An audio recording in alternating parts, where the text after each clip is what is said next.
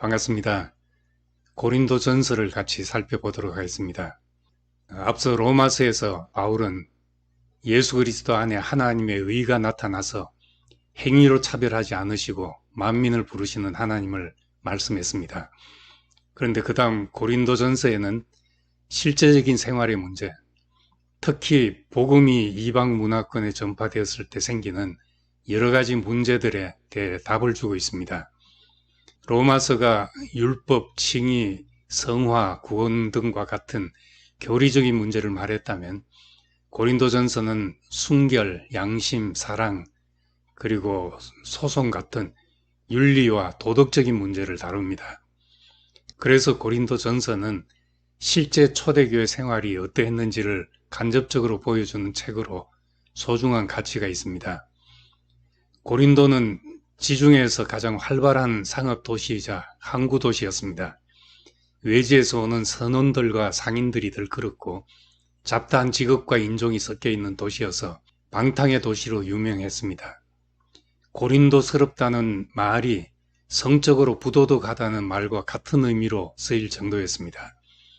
이런 상황인데 1장 1절에 고린도에 있는 하나님의 교회, 곧 그리스도 예수 안에서 거룩하여지고 성도라고 부르심을 받은 자들이라고 말씀한 것은 놀라운 역설입니다. 빛은 어두움 속에서 밝히 드러납니다. 이 죄악의 도시에 복음이 전해졌고 고린도서와 같은 말씀이 우리에게 주어졌습니다. 바울은 안디옥에서 바나바와 결별한 후 2차 전도 여행 중에 고린도에서 브리스길라와 아굴라를 만났고 고린도에 1년 6개월을 머물렀습니다. 한편 예루살렘 교회에서는 바울의 선교지마다 사람을 보내 바울이 전하는 복음을 의심케 하고 사도 직분에 대해 문제를 제기했습니다. 그 영향으로 고린도 교회에서 바울에 대한 신뢰가 크게 흔들렸습니다. 이에 바울은 고린도 교회의 여러 가지 문제와 상황에 대해 편지로 답을 해야 하게 되었습니다. 첫째로 교회 분열 문제였습니다. 사람들이 모이면 어디나 주도권 경쟁이 생기게 마련입니다. 고린도 교회 사람들도 자신들의 위치를 지키기 위해 자기들이 좋아하는 사도들을 중심으로 당을 짓기 시작했습니다. 나는 바울파다, 나는 아볼로파다, 나는 게바파다, 나는 그리스도파다 하며 파벌을 이루었습니다. 바울은 그리스도께서 나눠졌습니까? 바울이 여러분을 위해 십자가에 못 박혔습니까? 또 여러분이 바울의 이름으로 세례를 받았습니까? 이렇게 말하면서 십자가의 도를 설명합니다. 우리는 십자가에 못 박힌 그리스도를 전합니다. 이것이 유대 사람에게는 마음에 걸리는 일이며 이방 사람에게는 어리석은 것이지만 부르심을 받은 사람들에게는 유대 사람이든 그리스 사람이든 그리스도는 하나님의 능력이며 하나님의 지혜입니다. 라고 말씀했습니다. 하나님께서는 지혜로운 사람들을 부끄럽게 하시려고 세상의 어리석은 것들을 택하셨고 강한 것들을 부끄럽게 하시려고 세상의 약한 것들을 택하셨습니다. 또한 하나님께서 잘난치 하는 것들을 없애시려고 세상의 천한 것들과 멸시받는 것들과 아무것도 아닌 것들을 택했습니다.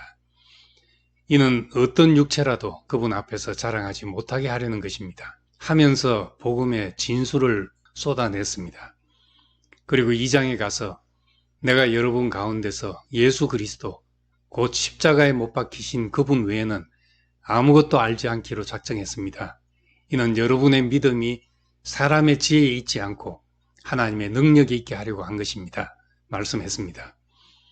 분명 상황은 파벌과 분열의 어두운 상황인데 그의 처방은 십자가에 도라는 근원적인 처방이었습니다. 두 번째는 도덕적 문제였습니다. 바울이 고린도를 떠나 에베소에 있을 때 고린도에서 온 글로에를 통해 고린도 교회 상황을 듣게 되었습니다. 계모와 동침하고 창녀와 관계를 갖는 등 성적인 타락과 교회 안에 이런 것들을 묵인하는 경향도 있었습니다. 이에 대해 바울은 여러분은 자신이 하나님의 성전인 것과 하나님의 성령께서 여러분 안에 계시는 것을 알지 못합니까? 라며 몸을 더럽히는 것은 하나님의 집을 더럽히는 것이라고 훈계했습니다. 또 교인들 간에 다툼이 생기고 법정 소송까지 가는 일도 있었고 술에 취하는 문제, 우상의 재물을 먹는 문제 등 여러 문제들이 생겨서 바울에게 이 일에 대해 물어왔습니다. 바울은 이런 문제들에 대해 모든 것이 허용되나 모든 것이 유익한 것은 아닙니다. 모든 것이 허용되나 모든 것이 덕을 세우는 것이 아닙니다. 라고 대답했습니다. 할 수 있냐 없냐 보다 무엇이라도 가능하지만 그것이 교회에 유익을 주는가, 덕을 세우는가를 생각하며 판단하라는 말씀입니다. 세 번째는 복음에 관한 문제였습니다. 고린도 교회에는 은사주의가 성행했습니다. 영적 은사에 도취해서 육적인 삶은 어떻게 살든 상관없다는 극단주의가 교회의 수준을 하락시켰습니다. 그래서 바울은 더 큰 은사들을 간절히 구하십시오. 이제 내가 여러분에게 가장 좋은 길을 보여드리겠습니다. 라고 하면서 13장에 사랑이라는 은사와 14장에 말씀의 은사를 제시합니다. 사랑은 영적이면서도 가장 실제적인 삶에까지 나타나는 고귀한 은사라는 것입니다. 정말 사모해야 될 은사가 있다면 남이 못 알아듣는 방언이 아니라 누구라도 알아듣고 유익을 끼치는 말씀의 은사라고 말했습니다. 그리고 마지막 부활에 관한 문제를 기록했습니다. 고린도 교회는 육적인 삶이 만연하다 보니 부활에 대한 소망이 사라졌습니다. 그래서 성경 전체에서 부활에 관한 가장 탁월한 해석이 나오게 되었습니다.